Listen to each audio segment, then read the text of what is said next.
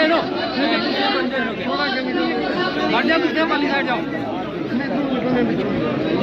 वो नहीं है सर जगह, कहाँ जाओगे यार? बीच में कैसे जाओगे?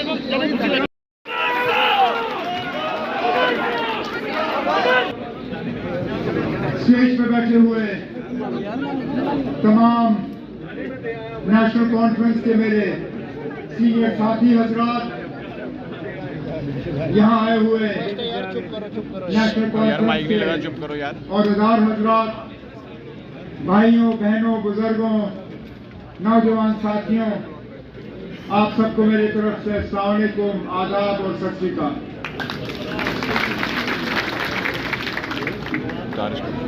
आज शेर कश्मीर भवन में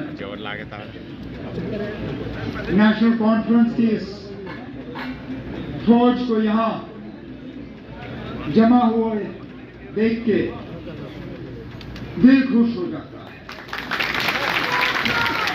क्योंकि इस जमात को कमजोर करने की नहीं, मिटाने की एक मुकम्मल कोशिश की गई थी पिछले 8-10 साल के दौरान। कौन सा ऐसा हरबा है जो हमारे खिलाफ इस्तेमाल नहीं किया गया?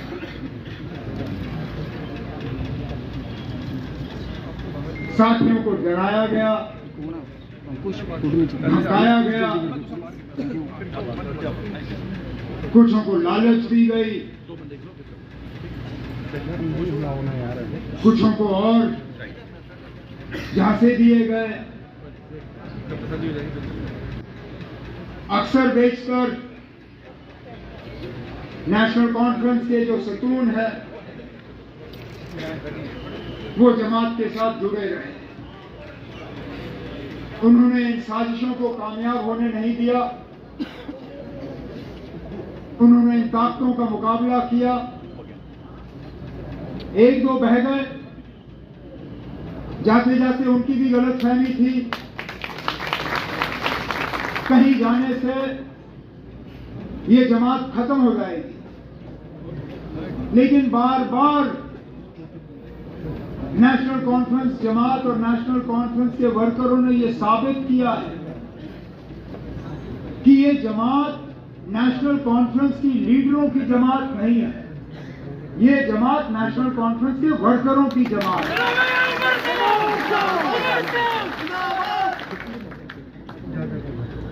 हमें ताकत नेशनल कॉन्फ्रेंस की ऊपर की सतह की क़यादत से नहीं मिलता, हमें ताकत मिलता है पहले अल्लाह ताला से, भगवान से, वाहिगुरु से, उसके बाद ताकत मिलता है जम्मू कश्मीर की आवाम से और नेशनल कॉन्फ्रेंस की।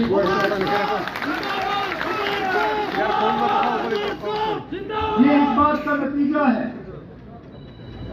कि हमारा कादर मजबूत है, कि इस जमात में तमाम तूफानों का जो है सामना किया।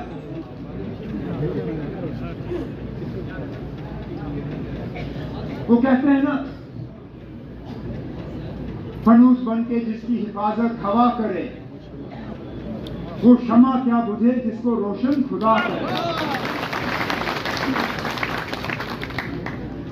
हमें बुझाने में मुझे बताए ना कौन सी कसर बाकी रखी गई थी, लेकिन कोई सोच भी नहीं सकता था कि इलेक्शन के बाद ये नतीजा होगा। और मैं जम्मू कश्मीर के लोगों को आज इस स्टेज के माध्यम से सलाम करना चाहता हूं, जिस तरह उन्होंने अपने वोटों का इस्तेमाल किया और समझदारी से अपने नुमाइंदे चुने। अब क्या हमें और सीटें मिल सकती थी? बिल्कुल। क्या हम उम्मीद कर रहे थे कि इससे ज्यादा हो? शायद अपने से नहीं लेकिन दूसरों से। लेकिन एक एक सीट जो आज हमारे पास है मैं उसके लिए दिल की गहराइयों से जम्मू कश्मीर के वोटरों का शुक्रगुजार हूं। और उसके बाद जो इंडिपेंडेंट एमएलए जीत के आए और फौरी तौर बिना कोई शर्त रखे हुए अपने लिए हमारे इस कारवां के साथ जुड़ गए और हमारी मदद करने निकले, जिसमें हमारे बनी के एमएलए डॉक्टर रणेश्वर सिंह जी भी यहां बैठे हैं।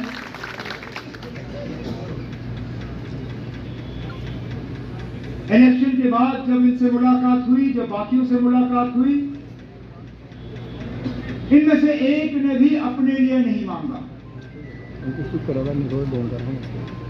जब बात की तो जम्मू कश्मीर के आवाम के हवाले से बात की, अपने असेंबली सेगमेंट के हवाले से बात की, अपने डिस्ट्रिक्ट के हवाले से बात की और कहा कि लोगों के जो मुतालबे हैं, मुश्किलात हैं, उनका अब हल होना चाहिए। हम बेसब्री से इस दिन का इंतजार करते रहे।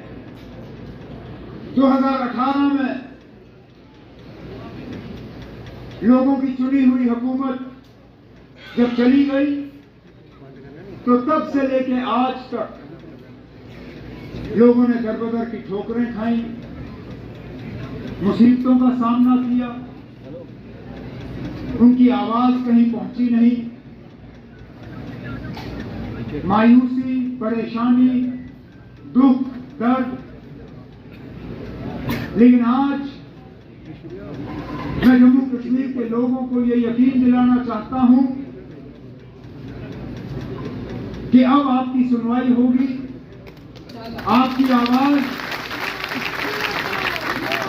आवाज अंधेरे में गायब नहीं होगी, आपके मुतालबे नहीं रहेंगे, आपके मुश्किलात जो हैं इंशाल्लाह आगे जाके उन मुश्किलात को हम हल करके ही अपने आप को दोबारा लोगों के सामने पेश करेंगे। इलेक्शन के नतीजे निकले ही नहीं थे कि हमारे कुछ मेहरबान ये शोषा डालना शुरू कर गए थे कि आप जम्मू का कुछ नहीं होगा, जम्मू को नजरअंदाज किया जाएगा, जम्मू को सजा दी जाएगी कि उन्होंने नेशनल कॉन्फ्रेंस के उम्मीदवार या कांग्रेस के उम्मीदवार को यहां से चुना नहीं। और मैंने पहले दिन से कहा, मैंने कहा यह हुकूमत सबकी होगी, इसमें नुमाइंदे सबके होंगे, इसमें आवाज सबकी होगी और हम खिदमत सिर्फ उन लोगों की नहीं करेंगे जिन्होंने नेशनल कॉन्फ्रेंस या अलायंस को वोट दिए। हम अगर खिदमत करेंगे तो पूरे जम्मू कश्मीर की आवाम की खिदमत करेंगे। डिप्टी सीएम बनाना कोई मजबूरी नहीं थी ना। इससे पहले भी जम्मू के डिप्टी सीएम बने हैं, लेकिन वो कोalition में मजबूरी की वजह। मुफ्ती मोहम्मद सैयद साहब अल्लाह मग़फ़िरत करे उन्हें, जब वो वज़ीर आला बने तो कांग्रेस के साथ उनका अलायंस था, अलायंस को उन्होंने औहदे देने थे। मंगत राज शर्मा जी डिप्टी सीएम बने। जब गुलाम नबी आजाद साहब जम्मू से सीएम बने, डिप्टी सीएम बनाना था, को डिप्टी सीएम का दर्जा मिला। जब 6 साल मेरी हुकूमत चली, वजीर आला के तौर पर मैंने जम्मू कश्मीर की खिदमत की। अलायंस की मजबूरी थी कि ताराचंद जी को हम डिप्टी सीएम बनाए। इस बार फिलहाल कांग्रेस ने अभी तक मिनिस्ट्री में जो है शामिल होने का जो है कोई फैसला लिया नहीं है, लेकिन हमने तब भी डिप्टी सीएम बनाया और डिप्टी सीएम भी उसी पार्टी का जिस पार्टी का सीएम ये उन लोगों के लिए जवाब है जो पिछले इलेक्शन में नेशनल कॉन्फ्रेंस के खिलाफ उंगली उठा के कहते थे कि ये मुसलमानों की पार्टी है, इस पार्टी में मुसलमानों के अलावा किसी के लिए जगह नहीं। कहते थे ये कश्मीरियों की जमात है, के अलावा कुछ दिखता नहीं। जब डिप्टी सीएम बनाना था, जम्मू से बनाया, हिंदू बनाया, और मेरे खानदान से उसका कोई लेना देना नहीं है।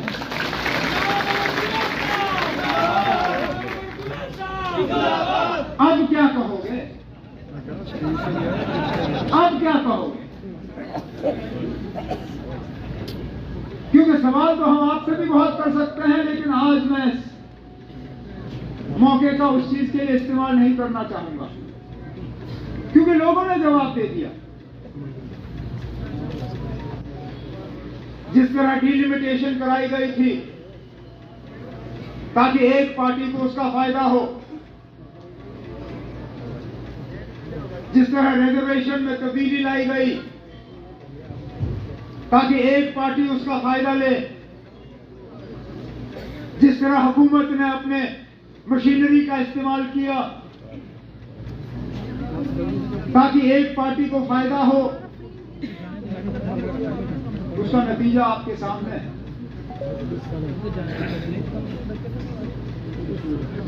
मतलब ये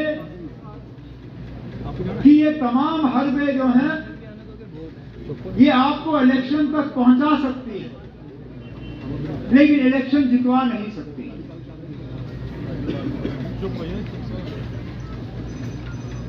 लेकिन आसान काम मुझे लगता है हमने कर दिया है यहां तक पहुंच के। अब हमारे लिए मुश्किल काम शुरू हो जाता है, क्योंकि हमने लोगों की उम्मीदों के बराबर उतर आना है। हमने लोगों के मुश्किलात हल करने हैं, हमने यहां की परेशानियों को दूर करना है, हमने लोगों की शिकायतों को कम करना है, हमें हुकूमत और लोगों के दरमियान जो फासला है उसको कम करना है।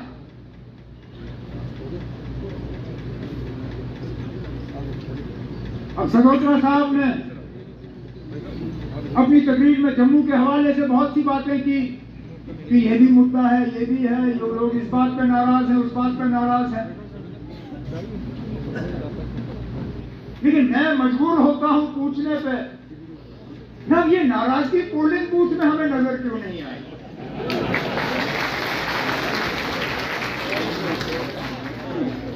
कश्मीर के लोग भी नाराज थे, लेकिन अपनी नाराजगी का इजहार वोट के जरिए किया। चुनाव में भी लोग नाराज थे, वोट के जरिए इजहार किया। रजौरी पुंछ में भी नाराज थे,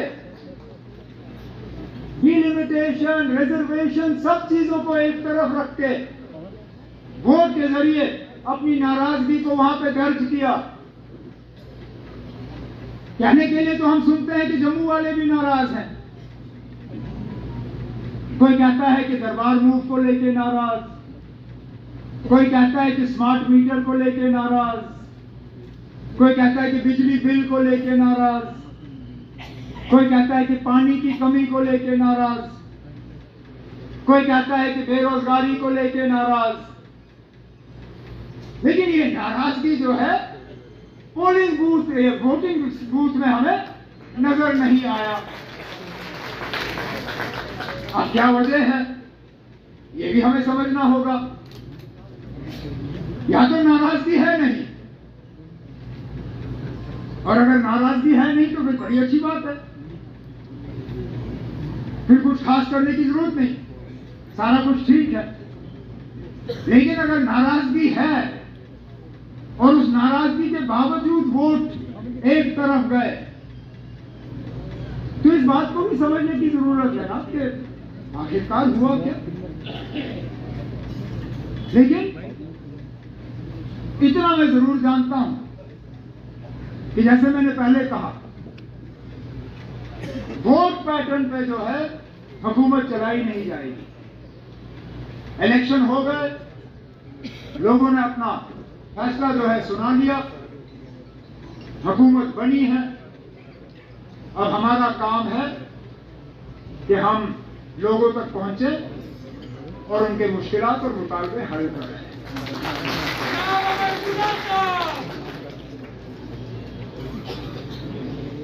हमारे पार्टी के वर्करों की भी बहुत उम्मीदें हैं। 10 साल हो गए ना अब आपको सेक्रेटरीट गए हुए, 10 साल हो गए आपको किसी डीसी के दफ्तर में गए हुए। मेरी सिर्फ आपसे मोहतबाना गुजारिश है कि फर्स्ट डे फर्स्ट शो मत करना ना। 5 साल हैं हमारे पास, 1-2 हफ्ते अफसरों को भी थोड़ी आदत डालने दीजिए कि अब लोगों की चुनी हुई हुकूमत आ गई है। अब फैसले बिना लोगों की राय हासिल किए हुए सेक्रेटरीट या अफसरों के दफ्तरों में नहीं लिए जाएंगे। आगे बढ़ो, हम तुम्हारे साथ हैं। अब प्रोजेक्ट बनेंगे, अब डीपीआर बनेंगे, अब पैसे रिलीज होंगे, तब के लोग ये चाहेंगे कि फलाना काम जो है उनके इलाके में होने चाहिए। मैंने पहले ही सेक्रेटरीट में अफसरों से कहा हुआ है कि खासकर जो पंचायतों के प्रोजेक्ट बने इस साल, जो ब्लॉक के बने, जो डीडीसी के बने, जिनमें लोगों के नुमाइंदों की राय नहीं ली गई, चाहे वो डिस्ट्रिक्ट के लेवल पे हमारे चेयरपर्सन शमशाद शान क्यों ना हो, पूजा ठाकुर जी क्यों ना हो, बाकी क्यों ना हो, हमारे एमएलए हजरात, चाहे डॉक्टर रमेश्वर सिंह जी हों, सजाद शाहीन साहब हों, राजू साहब हों, जावेद साहब हों, बाकी हैं। अब मैं इनसे गुजारिश करूंगा कि मेहरबानी करके उन सब कामों को आप रिव्यू करके देख लीजिए कि क्या वाकई ये लोगों के मतलब के काम हैं, तब जाके ये उठने चाहिए और तब जाके इन पर अमल होना चाहिए।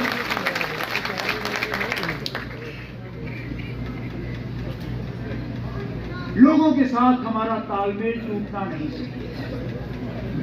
हुकूमत में सबसे बड़ा खतरा ये रहता है कि हुक्मरान और जो वोटर हैं उनके दरमियान फासला बढ़ जाता है। हम जो चुन के आए हैं, हमारा फर्ज बनता है कि हम इस फासले को कम करें। और मैंने ये तय किया है कि जहां जहां कहीं पे भी सरकारी कोई फंक्शन होगा, वहां पे अलग मैं अपने तंजीम के साथियों को कहूंगा कि वहां पे आए, जमा हो, और मैं उनके लिए अलग वक्त मुकर्रर करूंगा। आगे बढ़ो, हम तुम्हारे साथ हैं। आगे बढ़ो, अलग वक्त मुकर्रर करूंगा ताकि अपने साथियों के साथ बैठ के मुझे वहां पे जमीन की जो असलियत है उसका पता चले, और इससे फिर अफसरों को भी एहसास होगा कि यहाँ कम्युनिकेशन जो है वो सिर्फ अफसरों के जरिए नहीं, बल्कि यहाँ जमीन से जुड़े हुए जो लोग हैं उनके जरिए हो रहा है।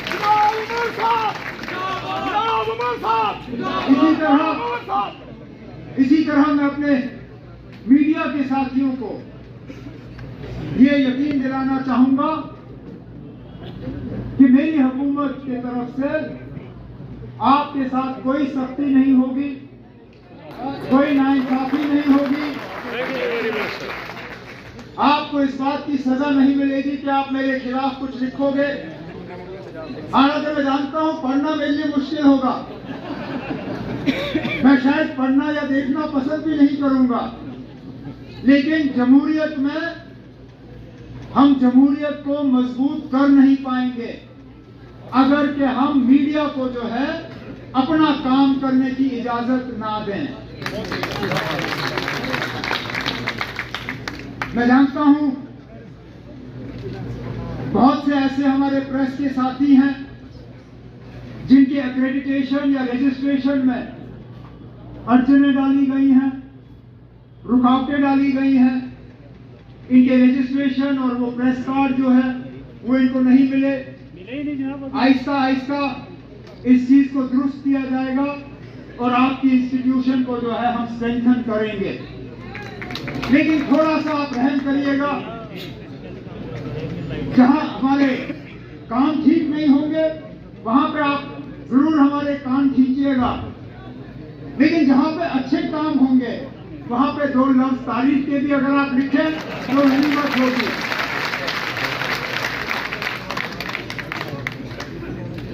इस साल हमने सियासत के अलावा कुछ नहीं किया, थक गए हम। इलेक्शन लड़ के परेशान हो गए। साल शुरू हुआ तो पार्लियामेंट की तैयारी की, पार्लियामेंट हुए, कुछ नतीजे ऊपर नीचे, मेरा तो ज्यादा ही नीचे था। उस वक्त समझ नहीं आ रहा था कि उठूंगा कैसे, लेकिन अल्लाह ताला का करना देखे। मुझे उस वक्त साथी कहते थे कि इसमें भी कुछ अच्छा होगा, मैं कहता था होगा, लेकिन अंदर अंदर से मैं सोचता ना क्या अच्छा हो सकता है ना, अभी तो इलेक्शन हारा हूं, इसमें अच्छाई कहां होगी। लेकिन देखिए ना क्या है, उस वक्त कई सारे ऐसे थे अफसर, बाकी दोस्त, जिनको लगा होगा ना खत्म गए, मोकलियो जाओ नाप लो रास्ता। हाँ, वो लोग जिन्होंने 5 साल सलाम का जवाब नहीं दिया, आज जनाब वो मुझे मैसेज करते हुए थकते नहीं है।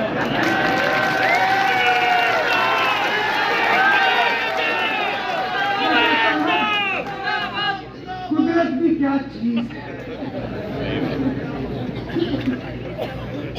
5 साल एक मैसेज भी नहीं, जनाब आप ठीक हो, जिंदा हो, हम क्या कुछ आपके लिए कर सकते हैं या नहीं। अब मैं सुबह उठता हूं तो गुड मॉर्निंग सर, 1 बजे फोन देखता हूं तो सर लंच के लिए क्या खाया, 8 बजे फोन देखता हूं सर डिनर में क्या था, आपके लिए कुछ भेजूं तो नहीं, और 10 बजे रात को गुड नाइट सर, प्लीज अच्छे से सो जाइए। अरे देखो देखो कौन आया,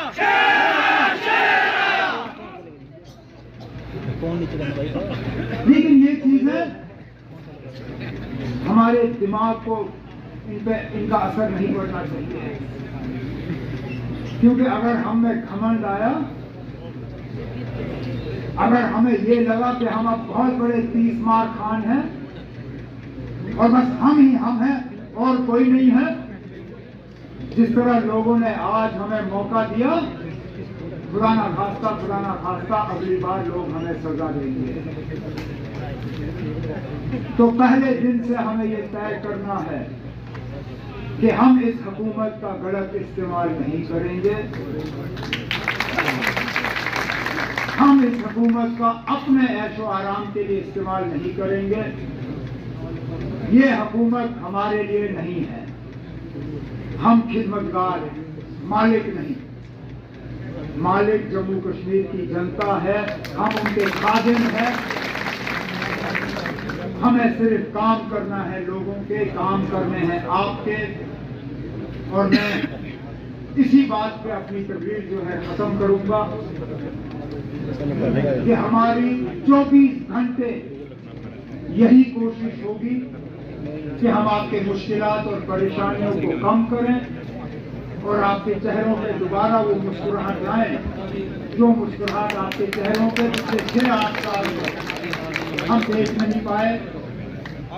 मैं जनाब चौधरी साहब को, रतन लाल गुप्ता साहब को, अपने तंजीम के बाकी साथियों को, अपने विमेंस विंग के जो सीनियर लीडर हैं यहाँ पे, इनको, अपने यूथ, अपने पेरेंट विंग और जाते जाते मैं इतना जरूर कहना चाहूंगा, मेरे जो साथी आगे तरक्की करने की उम्मीद लगाए बैठे हैं, दिल छोटा मत ऐसे कर लेना, करो। ऐसे करना, ठीक है। हमें 5 साल का अरसा दिया हुआ है, फिलहाल हम यूपी हैं, ये भी ज्यादा देर रहेगा नहीं।